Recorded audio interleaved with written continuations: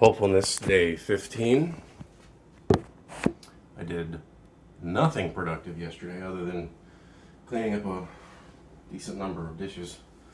I went to the car just now to get some more kitchen stuff.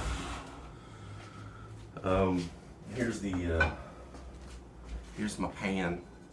It's mine. Yeah, it looks like a mess, but it's because it's like several years old. It's got a removable handle on it so that you can put it in the oven. Yeah. I never remove it though because I've never had to put it in the oven.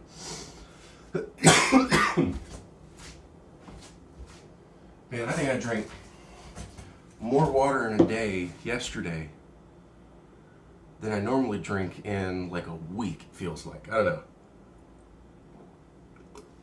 It's just so good. So good.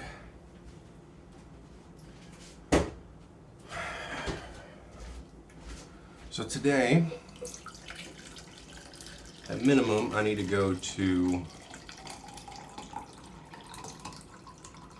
I'm gonna go to what is it? I was gonna say Sprouts, then I was gonna say Food for Less, and neither one of those places is accurate. Smart and Final,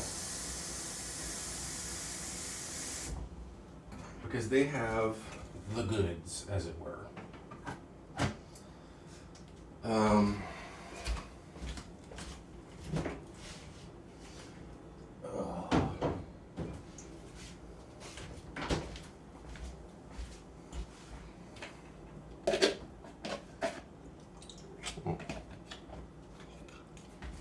That's done. I have some eggs. Hard-boiled eggs are great, especially when you cook them right. I also cooked up a bit of rice, still on the mushier side. So I'm just gonna dial that in a bit. Kind of made a mess of my pot though, but it's a big ass pot and it does the job. So I'm gonna make some noise now. I don't remember exactly which film it was that I saw this in. Either there was a clip of the film, but I saw somebody cracking a hard-boiled egg and then rolling it. And I was like, that seems interesting. And then I did it and it worked. I'm like, holy crap, this is awesome. You can crack an egg, hard-boiled egg, basically beat it to hell, and it'll be just fine and it'll peel off without any real problem. Now the peeling part is how you cook it. But it's got a little bit of tiny shell on it, so just rinse it off. And I got some kosher salt here, so just sprinkle that on there.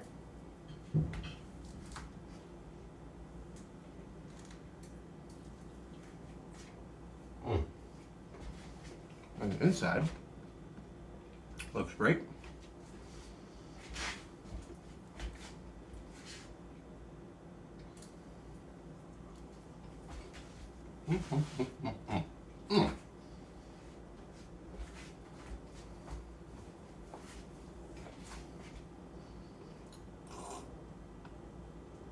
I get a little excited when I eat hard-boiled eggs though. And that's caused me problems in the past. Like,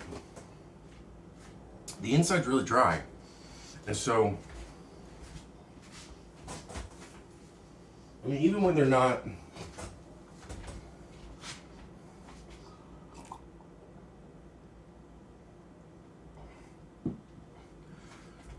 like overcooked, they're still relatively dry. And hang on.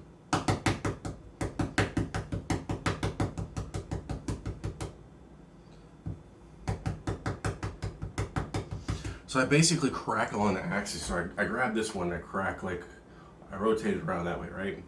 and then I rotate 90 degrees, and then I do that again. So I've got 2 axes, and then I rotate it, and then I crack around the equator, if you will. And then boom. And then when you're done, you just kind of, let's see, take the egg, put it in your hand, and just kind of press. Not a lot, just enough. Once you feel it kind of push under you, lift up a little bit. And if it was a good egg, and it was cooked right, the little membrane will pull away from the egg itself, and you won't have to worry about tearing up your egg.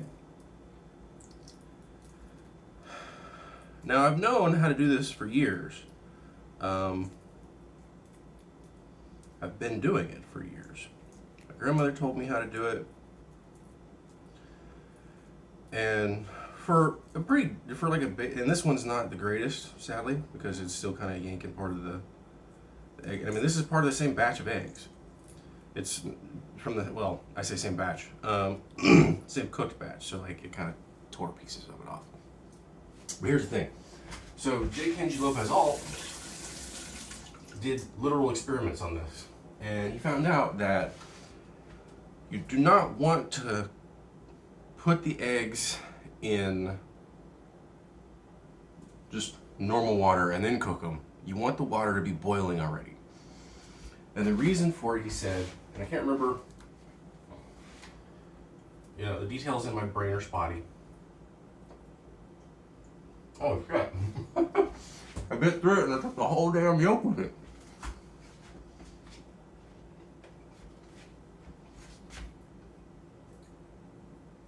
But basically, he said that when you cook it in boiling water,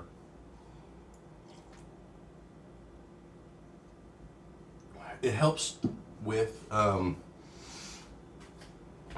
like it contracting, like it expands or something. It pulls away. I don't remember exact. I could put the video up and I'd have to find it and remember to do that. But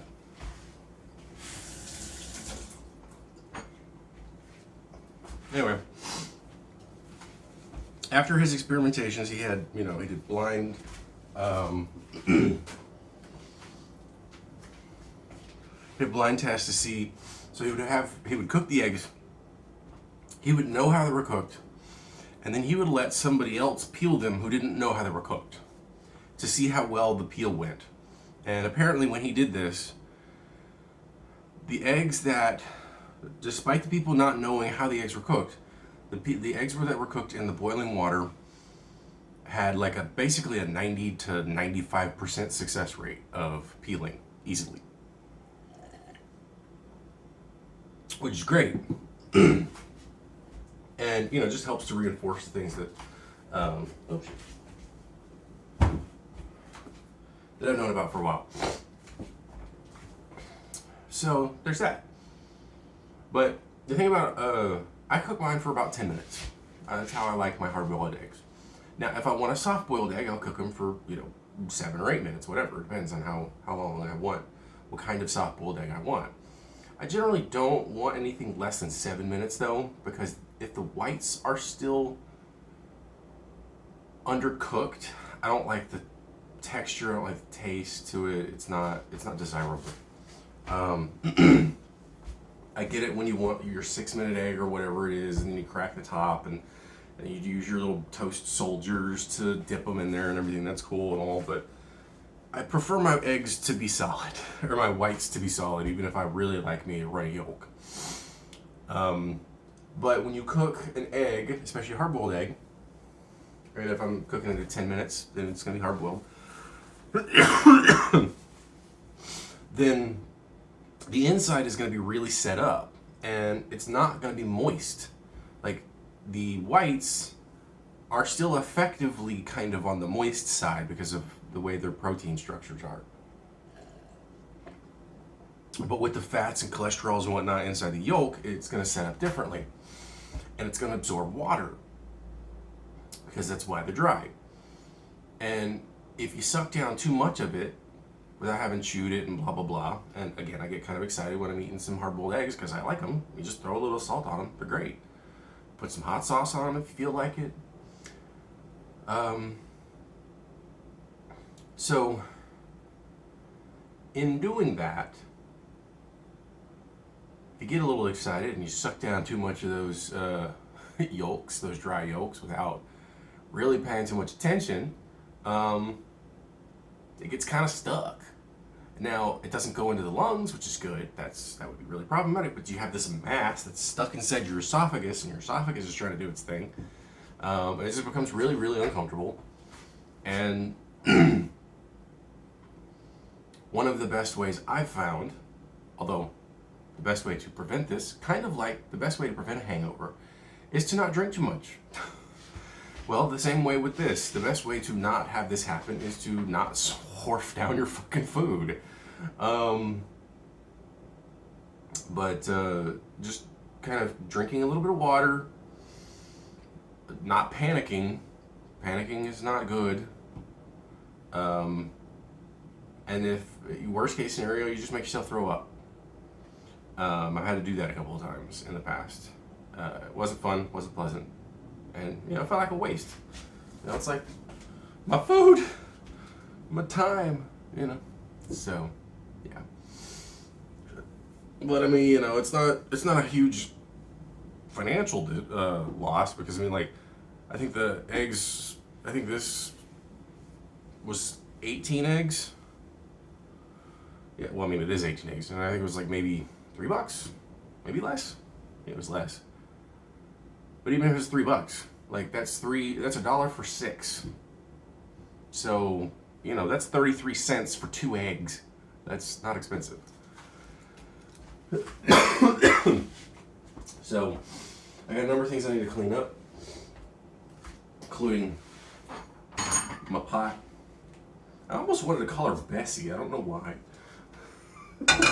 I've never wanted I've never had a desire to call an inanimate object anything. I've wanted to. I've had the desire to want to. Man, I wish I could think of a name to call my car. But it was never a thing for me. And it was probably literally the first time I could think of wanting to call something a name. Maybe that'll change now. Maybe I will end up calling it Bessie. I don't fucking know. I'm not a super sentimental person, so that makes sense to me. See, I got hot dogs I gotta eat. I got bread I gotta eat, because I know exactly when these expiration dates are. It's February 18th, so it's coming in a couple of days. This one is February 14th, so it's got to get rid of that one soon. And this one is also 14th, so I'm going to have to eat the hot dogs pretty much these next couple of days. But I got mustard now, so I don't have to worry about that.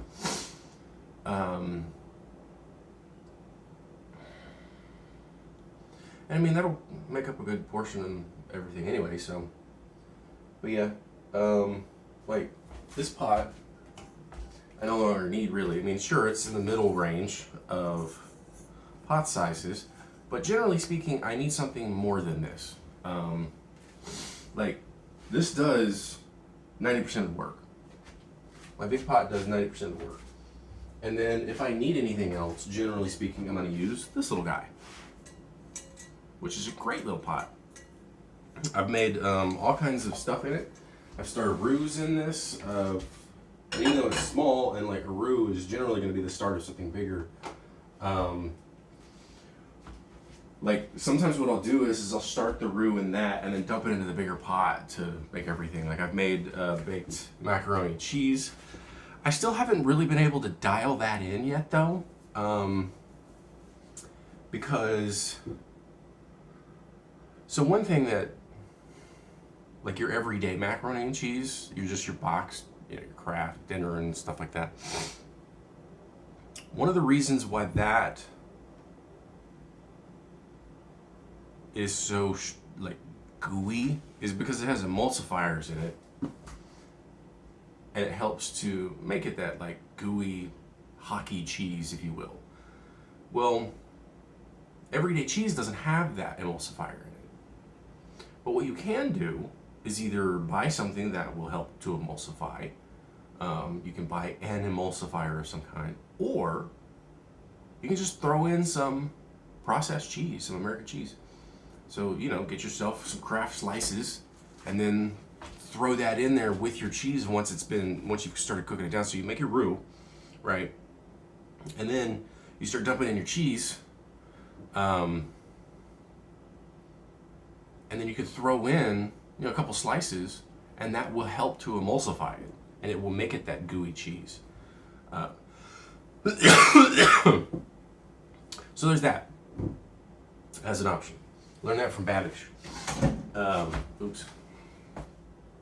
So I've got some of my old kitchen stuff, and this down here is more of, well, both of them are in the fridge. Well, no, both of them aren't in the fridge, but make sure, I guess I can show you. So this is like fish spatula. Only problem is like it doesn't. So I didn't really realize it when I got this, but like this does not play well with this, because this is aluminum and it gets really easily scratched. Now I've scratched the shit out of it, but I do my best not to. But it's still a good spatula anyway. And I'm like, you know, I got mixers and stuff, and then I got tongs. I wash all of these because I've been sitting in these boxes forever. A microplane. There's a knife in here somewhere, I would think. Oh yeah, my kitchen scissors. Much sharper, much better. I would definitely be using those. These wooden spoons are probably the way you should go for most things. They're super cheap. They're nice and sturdy. They even look like they're hand carved. But they just do the trick. Oh yes, I remember the name, balloon whisk. Here's the bigger one. What else do I got in here? I got a couple of other silicone spatulas. I got another balloon whisk, it's medium size. I've used this one a lot. Oh yeah, I got oven mitt. You know, so you don't burn yourself. Got another oven mitt in there, and I've got another spoon and a turkey baster, which probably will have to be going in the trash, to be honest, because it sat out in a spot that just ended up getting, you know, infested with mice. I got pissed and shit on, so. And it's kind of discolored. Yeah, now I have all kinds of kitchen supplies.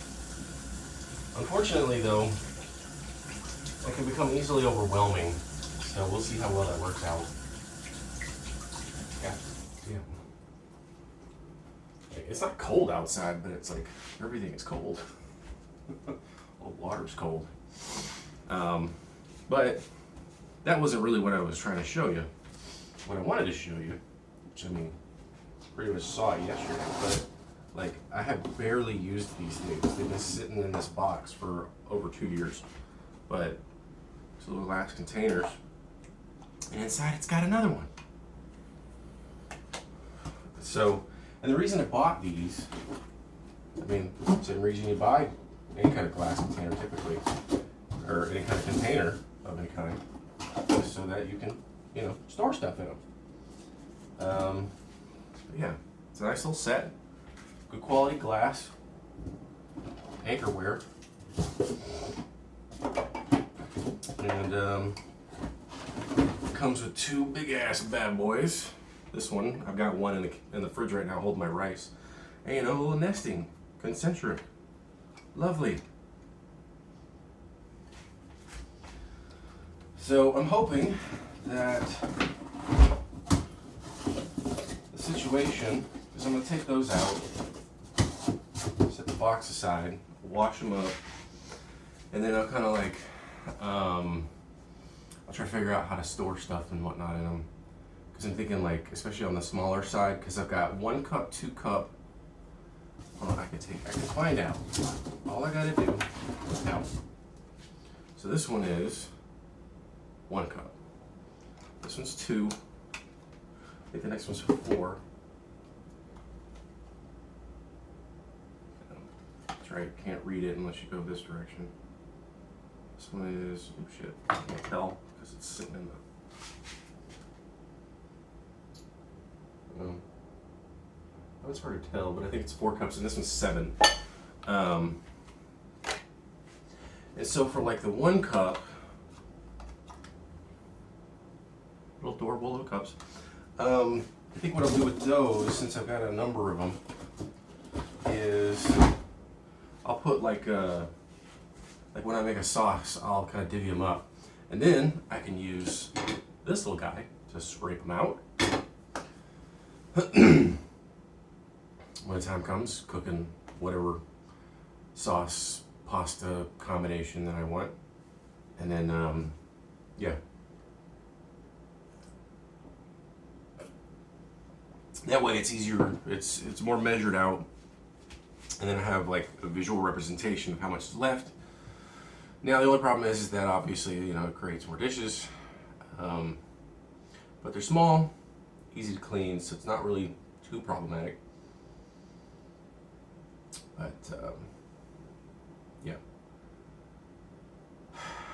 So again, the idea is today I need to go to Smart and Final. I need to get a couple of things. I need foodstuffs, frozen veggies, at least, possibly a mixing bowl and or loaf pan. Those remain to be considered, because as much as I might want to cook, I still have to at least organize this stuff. I've got to get it, you know, out of the way, because right now it's taking up a lot of space. And I'm gonna put some other stuff, you know, back where they belong. Like I gotta put that little pan there. I gotta clean up some other stuff and whatnot. So, you know, that's kind of like the thought for today. Just hit the store. I gotta shower after I'm done with this though, because I never showered yesterday like I was thinking I was gonna. Oh, just crack my neck. It feels so good. And I got some rice in the fridge. I don't have any oil, so I can't make any like refried rice. The refried rice is best the next day, either literally day of, like right after you cooked it, or the next day. So it's not like super stuck to itself when it gets reheated. There's a reason for this, and it was like Kenji talked about it, and he was mentioning another video channel. I can't remember, but oh yeah, also I got some bay leaves the other day too. So now my sauces will be better since I got, you know, sugar and stuff, and I got flour. And the reason why I was thinking of getting a loaf pan is because of the flour. But I might just, I kind of want to make some croquembouche. Like, I've been watching that episode of Claire and her stepbrother, or her, not her stepbrother, but her brother-in-law, Claire Staffitz, and her brother-in-law making croquembouche, and I'm just like, I kind of want to make that. But the problem is I also don't have half of the, I don't have like a baking tray, which in of itself is another thing. It's just, so it's like, you know. And also that means I need to keep looking for some more jobs, because, you know, if I can find a job and I can continue paying for this place, then I can just do that stuff. And, you know, as long as the job doesn't kill my soul. Obviously I can't be like renting a car for the whole time, because I mean, like, roughly a week is 700-ish, it seems. I mean, close to it, but for a whole week it's like $700. I mean, that's a fucking car payment. That's a car payment on a good car. So, I mean, you know, that's kind of a sad thing too. It's like I've never been in a position where, like, okay, I can't say entirely never, but there's a caveat to it as well. So when I worked as a security guard and I had the car that I had, it was already, and I owned it. It was a 12-year-old car that was an older car. Had a lot of miles on it, and never really was taken care of by family. And even by myself at times, you know, I would forget to do oil changes and stuff. And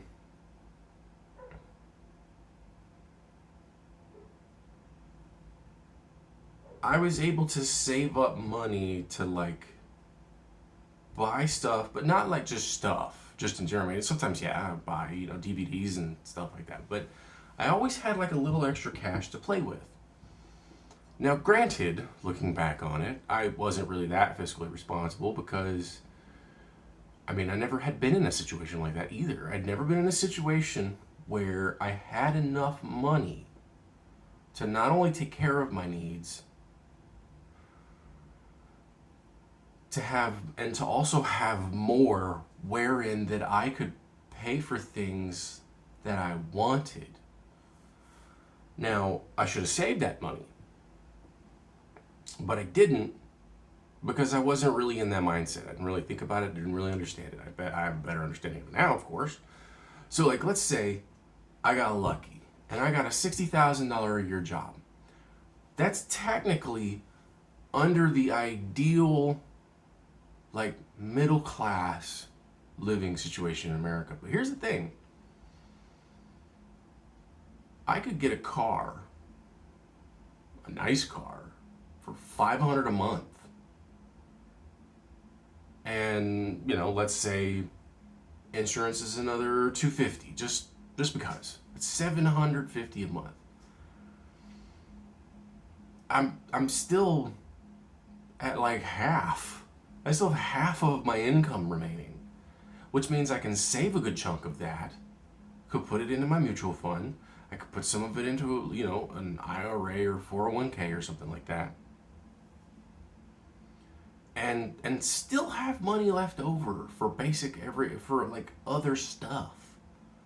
And it's like, that's only $60K, and that's in Los Angeles. It's totally doable. And for some reason, it's so fucking hard to get that to happen. I don't get it. I mean, I do. It's because, you know, you don't give people any money. You get to keep it all. As an employer, as a business, etc. So, I get it, but, yeah.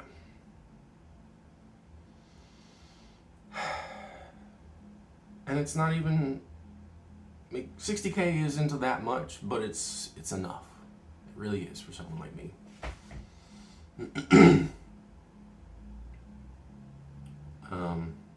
And it's so hard to get it. It seems.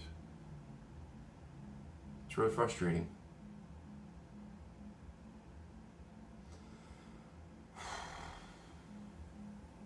But I've got dishes. I got good stuff. I got, you know, a nice pair of scissors.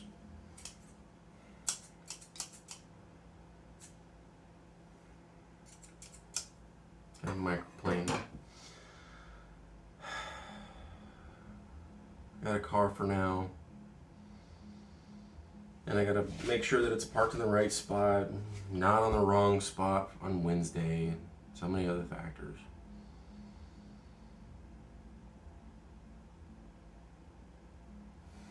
I could make it work. And I hope I do. So before I take a shower, I'm gonna go see about a job. See about applying for a job that pays well enough. And then I'll shower and then prep myself and get ready to go to the store.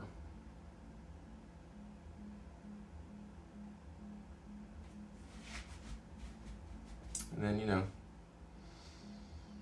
maybe in the process I'll think of something to cook while I'm up there. I don't know. We'll see. Have fun.